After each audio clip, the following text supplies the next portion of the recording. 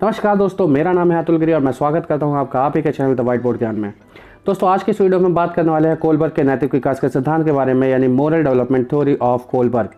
इस वीडियो में हम ये जानेंगे कोलबर्ग कौन थे, उनका एक शॉर्ट इंट्रोडक्शन जानेंगे। उसके बाद हम ये जानेंगे मोरालिटी क्या होती है, और उसके बाद हम देखेंगे कि इनकी नैतिकता की अवस्थाएं कौन कौन सी हैं। तो दोस्तों, वीडियो बहुत ही इंटरेस्टिंग होने वाली है, इसे एंड तक देखना, और अगर पसंद आए तो लाइक शेयर और सब्सक्राइब भी कर देना।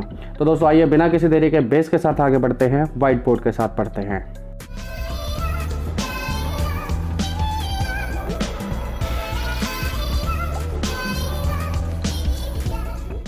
कोलबर्ग का पूरा नाम लॉरेंस कोलबर्ग था। इनके जन्म तिथि है, यानी जो पैदा हुए थे ये थे 25 अक्टूबर 1927 को, और इनकी मृत्यु 19 जनवरी 1987 को हुई थी। मीन्स लगभग 60 साल की एज में इनकी डेथ हो गई थी। राष्ट्रीयता इनकी अमेरिकन है, ये अमेरिका में पैदा हुए थे, और इन्होंने जो सिद्धांत दिया था वो नैतिक विकास का सिद्धांत दिया था। आइए अब जरा देखते हैं आगे नैतिकता क्या होती है। नैतिकता मीन्स मोरालिटी। हम यहाँ पर बात करेंगे नैतिकता के बारे में कि नैतिकता के मेन पॉइंट्स कौन कौन से हैं। सबसे पहला पॉइंट है कि नैतिकता जन्मजात नहीं होती। बच्चा पैदा होते ही या फिर पेट से ही, माँ के पेट से नहीं सीख के आता कि उसे नैतिक रहना है या नैतिक रहना है। ये क्या है, बाहरी वातावरण में जिस तरीके से बच्चा आएगा, अपने आस पड़ोस के लोगों को देखेगा, उसके हिसाब से वो नैतिकता और अनैतिकता को सीखता है। सेकेंड पॉइंट क्या है, प्रारंभिक चरण में नैतिकता का स्वरूप बाहरी होता है, यानी जो नैतिकता है बच्चे के अंदर से नहीं निकलती, वो बाहर से जब उसको रिइंफोर्स किया जाता है किसी भी चीज़ के लिए, तब वो नैतिक या नैतिक होता है। और इसमें ऑब्वियस सी बात है कि या तो बच्चे को कोई रिवार्ड दिया जाएगा, या फिर कोई पनिशमेंट दी जाएगी, या फिर उसकी तारीफ़ की जाएगी, या फिर उसकी निंदा की जाएगी, मीन्स उसकी बुराई की जाएगी। तो चारों कंडीशन में बच्चा बाहरी रूप से जब उसके पास एक रिइंफोर्समेंट आती है, तब वो बच्चा नैतिक और अनैतिक होता है। जन्म के समय नैतिक अनैतिक नहीं होता बच्चा, यानी पैदा होते ही वो नैतिक अनैतिक नहीं होता। इसके बारे में मैंने पहले भी बात कर रखी है। नेक्स्ट पॉइंट क्या है कि नैतिकता समाज के नियम, मान्यताएं और अपेक्षाएं हैं। नैतिकता को थोड़ा सा डिफाइन करना हल्का सा मुश्किल हो जाता है, लेकिन हम इसको बहुत ही सिंपल मैनर में अगर हम सीखें तो देखिए बड़ा आसान है। मोरालिटी मीन्स क्या, समाज में हमारे आसपास की सोसाइटी में कुछ एक नियम बना रखे हैं उन लोगों ने अपने, उन नियमों के हिसाब से चलोगे तो आप नैतिक कहलाओगे, और अगर उन नियमों के खिलाफ चलोगे तो आप अनैतिक कहलाओगे। जैसे एक सिंपल सा नियम है कि हमें अपने मम्मी पापा का आदर करना चाहिए। अगर हम अपने माँ बाप का आदर करते हैं तो हम नैतिक वाले बच्चे होते हैं, और अगर हम नहीं करते, हम उनको डांटते हैं या फिर हम उनको दुख पहुँचाते हैं, तो हम अनैतिक बच्चे होते हैं। तो ये क्या है, समाज के नियम है। मान्यताएं और अपेक्षाएं भी होती हैं। यहाँ पर अपेक्षाएं बहुत बड़ी चीज़ है कि आपसे क्या अपेक्षा की जा रही है। ये पॉइंट देखिए, अलग समाज के अलग अलग नियम होते हैं। अलग समाज के अलग अलग नियम होते हैं, मतलब एक जगह के जो नियम होंगे वो दूसरी जगह से मिलते जुलते हों, ये ज़रूरी नहीं है। हमारे यहाँ अभिवादन हाथ जोड़कर किया जाता है, और अगर हम चले किसी इस्लामिक कंट्री में तो वहाँ पर सर के पास हाथ लाकर आदाब करके अभिवादन करते हैं, अस्सलाम वालेकुम करके अभिवादन करते हैं। हम चलते हैं यूरोपियन कंट्रीज़ में तो वहाँ पर हाथ मिलाकर अभिवादन करते हैं। ठीक है, तो अलग समाज के अलग अलग नियम होते हैं। ये ज़रूरी नहीं है कि भारत में जो जो नियम है मोरालिटी को लेकर, वो नियम दूसरे देशों में भी हों। भारत में शादी 7 जन्मों का रिश्ता माना जाता है, और यूरोपियन कंट्रीज़ में ये माना जाता है कि 7 जन्म वाली चीज़ छोड़ो, 8वां जन्म है जिसमें वो शादी कर रहे हैं। तो मेरे से पक्का नहीं है कि वो शादी टिकेगी या नहीं टिकेगी, लेकिन हमारे एक ऊपर से समाज की बाध्यता भी रहती है। ऐसी एक अपेक्षा की जाती है, जो पॉइंट हमारा अपेक्षा का, ऐसी अपेक्षा की जाती है कि अगर इन दोनों की शादी हुई है, लड़के लड़की की शादी हुई है, तो ये अपनी इस शादी को पूरे जीवन भर निभाएंगे। नेक्स्ट हम जरा देख लेते हैं नैतिक विकास के इनके सिद्धांत कौन कौन से थे कोलबर्ग के। तो आइए दोस्तों, अब जरा हम देख लेते हैं नैतिक विकास की अवस्थाएं कौन कौन सी हैं, stages of moral development. Lawrence Kohlberg ने अपने नैतिक विकास की अवस्थाओं को 6 चरणों में विभाजित कर रखा है, 6 स्टेप्स में उसको दिखा रखा है। उन्होंने बताया था कि ये जो स्टेप्स हैं ये सारे सीरीज़ में चलेंगे, और इस सीरीज़ को आप आगे पीछे नहीं कर सकते, और हर कोई इंसान नैतिकता के इन 6 चरणों से ज़रूर निकलेगा। तो इसमें सबसे पहली चीज़ क्या है कि इन्होंने क्या किया है कि नैतिक विकास की इन 6 अवस्थाओं को 2-2 अवस्थाओं को एक साथ रखकर उनके 3 स्तर बना दिए हैं। कुल 6 अवस्थाएं हैं, और इनको 3 अवस्थाओं में बदला है। हर एक में 2-2 पॉइंट उन्होंने अपने रख दिए हैं। 3 स्टेज कौन कौन सी हैं, पहली है प्री कन्वेंशनल, दूसरी है कन्वेंशनल, और तीसरी है पोस्ट कन्वेंशनल। आइए अब जरा हम एक एक करके देख लेते हैं कि प्री कन्वेंशनल क्या होता है, कन्वेंशनल क्या होता है, पोस्ट कन्वेंशनल क्या होता है और इनमें डिफरेंस क्या क्या है। तो देखिए दोस्तों, सबसे पहले है प्री कन्वेंशनल लेवल। जब बालक किसी बाहरी तत्व या किसी भौतिक घटना के संदर्भ में किसी आचरण को नैतिक अथवा अनैतिक मानता है तो उसकी नैतिक तर्क शक्ति प्री कन्वेंशनल स्तर की कही जाती है। यहाँ पर सोचने वाली चीज़ क्या है कि इस फेज़ में, प्री कन्वेंशनल फेज़ में, बच्चे को जो भी बाहरी जो तत्व आएगा यानी उसकी जो नैतिकता होगी वो बाहरी होगी, उसका स्वरूप बाहरी होगा, क्योंकि बच्चा अभी छोटा है, उसको नहीं पता नैतिकता और अनैतिकता क्या होती है। तो किसी भी आचरण को नैतिक अथवा अनैतिक कब मानेगा? जब उसे किसी बाहरी तत्व या भौतिक घटना का संदर्भ मिलेगा।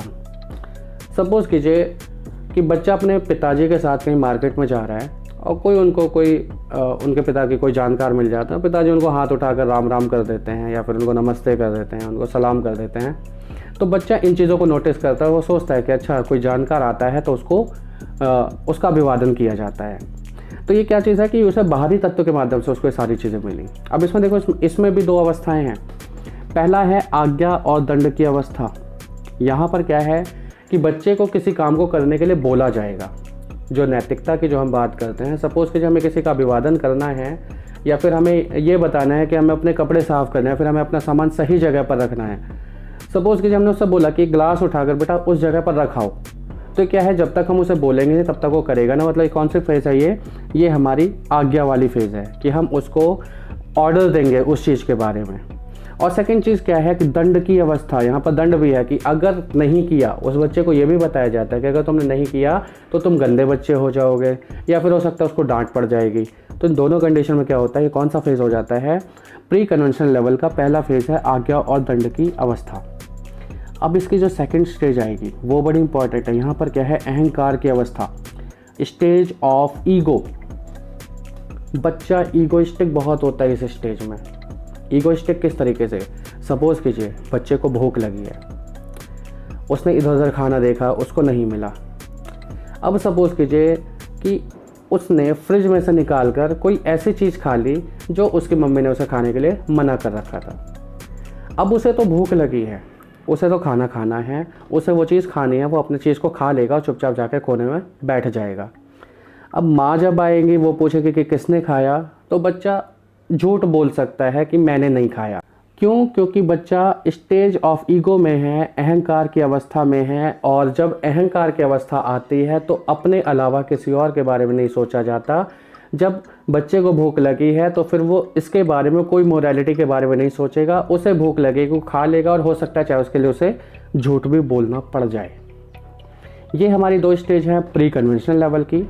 नेक्स्ट हम देखते हैं अगला लेवल कौन सा है। तो दोस्तों अब हमारा जो नेक्स्ट लेवल है वो है कन्वेंशनल लेवल का। कन्वेंशनल लेवल को भी दो उप अवस्थाओं में विभाजित किया गया है। जैसा कि हमने पहले ही बताया था, कोलबर्ग ने 6 अवस्थाओं में विभाजित किया था और हर एक को 3 स्टेज दे दी थी। हर एक में 2-2 लेवल इसने दे दिया। पहला लेवल इसमें क्या है? प्रशंसा की अवस्था, स्टेज ऑफ एप्रिसिएशन। इस स्टेज में क्या होता है कि बच्चा कोई भी मोरालिटी का काम करेगा या कोई भी नैतिकता की बातें करता है, कोई भी नैतिकता के नियम का पालन करता है तो सिर्फ इसलिए करता है कि उसे प्रशंसा प्राप्त होगी, उसे इसके लिए अप्रिशिएट किया जाएगा। ये स्टेज प्रशंसा की अवस्था कहलाती है। बच्चा सिर्फ इसलिए किसी काम को बार बार करता है ताकि उसको प्रशंसा मिले। जिस स्टेज में उसको अप्रिसिएशन नहीं मिलेगी या जिस काम में उसको अप्रिसिएशन नहीं मिलेगी, बच्चा उस काम को नहीं करेगा, और जिसमें ज़्यादा मिलेगा उस काम को बार बार करने लग जाता है। नेक्स्ट स्टेज इसकी क्या है? सामाजिक व्यवस्था के प्रति सम्मान की अवस्था। अब यहाँ बच्चा अपनी रिस्पेक्ट चाहता है। पहली स्टेज में क्या हुआ था? बच्चा सिर्फ इसलिए कर रहा था किसी भी काम को कि उसको अप्रिसिएशन मिलेगी, उसको अप्रिशिएट किया जाएगा। लेकिन अब क्या है? बच्चा समाज को अपना लक्ष्य मान लेता है। वो मान लेता है कि मुझे इस सोसाइटी के इस वाले टारगेट को अचीव करना है। वो टारगेट कौन सा है? मोरालिटी का। मीन्स जो सोसाइटी के जो नियम हैं उन सारे नियमों का पालन करने की कोशिश करता है ताकि उसको रिस्पेक्ट मिले। तो ये रिस्पेक्ट की स्टेज होती है फॉर द सोशल सिस्टम, यानी समाज के आसपास के जो वातावरण है, जो आसपास के लोग हैं, जो अपनी जो सोसाइटी है उसमें उस बच्चे को रिस्पेक्ट मिले, इसके लिए वो नैतिकता के स्तर को अचीव करता है। मीन्स वो मोरालिटी के लेवल को अचीव करता है। तो दोस्तों कोलबर्ग की जो लास्ट स्टेज है वो है post conventional level, post conventional स्तर। इस स्तर में भी 2 उपावस्थाएं हैं। सबसे पहली उपावस्था है सामाजिक समझौते की अवस्था, stage of social contract. Contract basically क्या होता है, किसी भी चीज़ का लेन देन करना। यहाँ पर वो व्यक्ति समझ जाता है कि सोशल कॉन्ट्रैक्ट एक बहुत बड़ी चीज़ है कि अगर आप अच्छा करोगे तो आपको अच्छा मिलेगा, या फिर अगर आपको इस समाज में रहना है तो आपको इनको नियमों का पालन करना होगा। ये सारी चीज़ें वो जो व्यक्ति है वो समझ जाता है। तो इसलिए हमारी जो स्टेज जो होती है सामाजिक समझौते की अवस्था होती है। यहाँ पर आप जो करते हो, व्यक्ति के दिमाग में ये भावना आ जाती है कि आप जो करोगे इस सोसाइटी के लिए, सोसाइटी उस चीज़ को आपको रिवर्ट बैक करता है। फ्रेंड्स, इसकी जो लास्ट स्टेज है वो है विवेक की अवस्था, स्टेज ऑफ कॉन्साइंस। इस स्टेज पर पहुंचने के बाद में व्यक्ति का अपना खुद का विवेक जो है वो जागृत हो जाता है। अब वो जो भी काम करेगा वो अपने विवेक के अनुसार करेगा।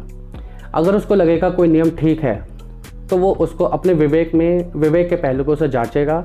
अगर वो सही होगा तो उसको करेगा, और अगर वो गलत होगा तो उसको चुनौती भी देगा, क्योंकि यहाँ पर उसका जो मेन जो लेवल है वो क्या है, उसका खुद का कॉन्साइंस है। वो अपने विवेक पर ही सारे काम करेगा। विवेक अगर उसका कहता है कि काम अच्छा है तो उसको करेगा, और अगर नहीं गलत है तो उसको चुनौती भी दे सकता है। यहाँ पर वो अपना जो एक नैतिकता का जो एक सर्वोच्च जो स्तर है, जो सबसे ऊंचा स्तर है, वो उसको पा लेता है। तो दोस्तों ये वीडियो थी हमारी moral development theory of Kohlberg के बारे में, यानी कोलबर्ग के नैतिक विकास के सिद्धांत के बारे में। यहाँ पर हमने नैतिकता की बात की, यहाँ पर हमने स्टेजेस की बात की, हमने कोलबर्ग के बारे में बात की। और अगर आप चाहते हैं कि हम यहाँ पर इनके इंपॉर्टेंट क्वेश्चंस की भी बात करें तो आप इसे कमेंट सेक्शन में नीचे ज़रूर डाल दीजिएगा। और अगर आपको ये वीडियो पसंद आई हो तो इसको लाइक कर दीजिएगा, शेयर कर दीजिएगा और सब्सक्राइब कर दीजिएगा हमारे चैनल को। तो दोस्तों आज की वीडियो के लिए बस इतना ही। मिलते हैं आपसे अगली वीडियो में, तब तक के लिए जय हिंद, वंदे मातरम।